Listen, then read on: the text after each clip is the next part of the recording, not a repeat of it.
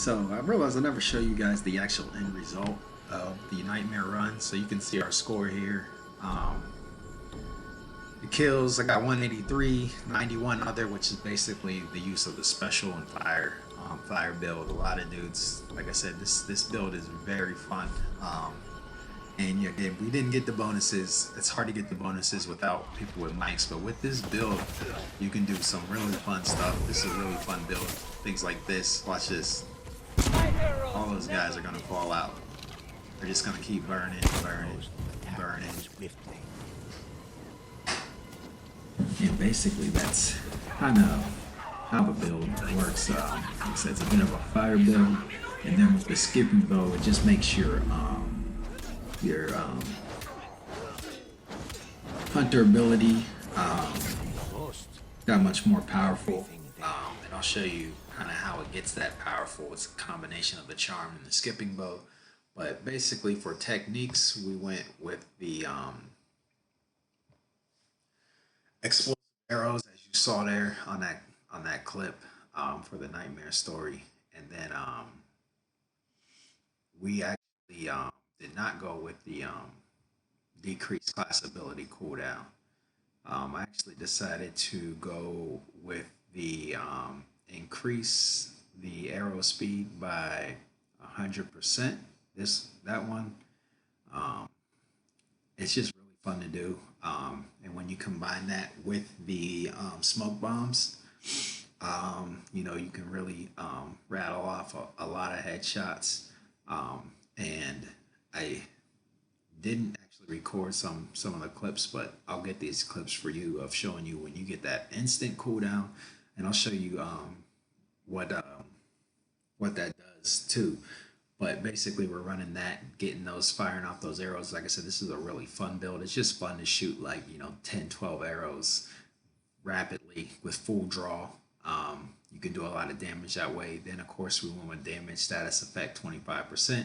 That's almost like a must-have for the hunter.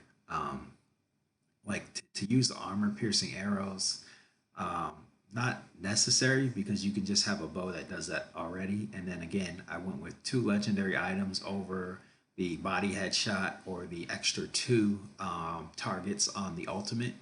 And then for the build, this is kind of what I did for the weapons because we didn't use class ability cooldown on techniques. I'm running with a sword that has ability cooldown added to it to help with the cooldown, and also of course melee resolve gain, because you do want to get some resolve.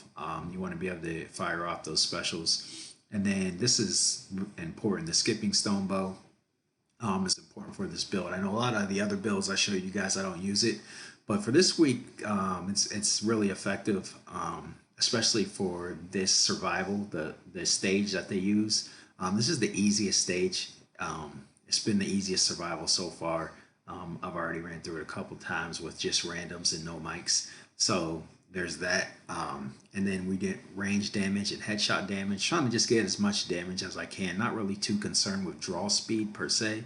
Again, because we have that on the technique, and also because you're not using the bow that much where you're going to be needing that draw speed. And plus, you'll see on the charm, you get a little bit of draw speed. And then I go with shield piercing ammo. Again, I like that way better than any of the other ammos. The bleed, the poison, the helmet piercing, zoom, because most of the Onis have shields. They don't wear helmets, and that's really who you're worried about. I mean, the other guys are pretty easy to take out. Even the camp leader types with their helmets, you can still do a lot of damage to them just with body shots to the bow, because their health isn't that big. But those spear Oni that carry the shields have the largest health bars, and those are the ones you're worried about. So that's why I usually go with the shield piercing ammo versus anything else.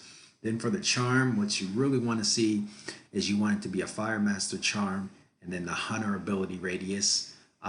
If you don't have that at 90+%, you want to get it there, because it makes such a huge difference, especially when you're doing a headshot with it, like I showed you earlier in the skipping bow.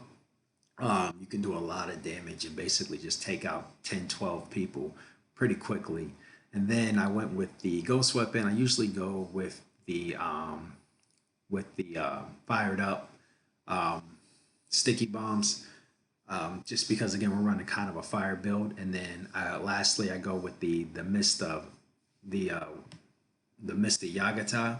And actually, for this one, I'm focused on cooldown because you use this a lot in this build.